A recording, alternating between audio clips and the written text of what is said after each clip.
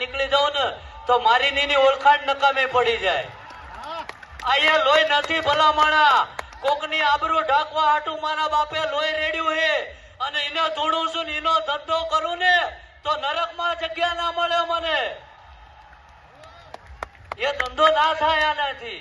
ઘણા બધા કે પૂછે એટલે ભલા માણા ભોળાનાથ નો ભગત છું. ઘણા કે બાપુ નોકરી કરો તો ડાયરા પૈસા એટલે ગામના બૂસ મારીને તો લાયો નહીં અને તારા ઘરે માગવા આવું જ ના આવતો ભાઈ. મારી મહેનત મજૂરી ના હે ભાઈ અને મને મજા આવે એ કરવું. તન રાજી રાખવા કરું કો અને અહીં ક્યાં કાયમ રાખવાનું? તિજોરીઓ ભરેલી હોય તો એ બંધ જ રહી જવાની છે ને જેવી.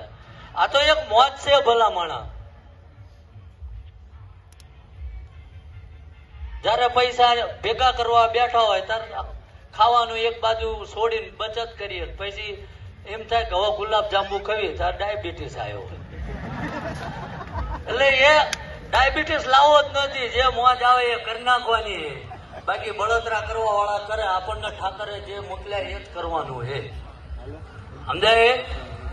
કારણ કે કોઈના માટે હું નથી બદલાવાનો. મજા આવે તો ઠીક છે નકર જય ગોપાલ.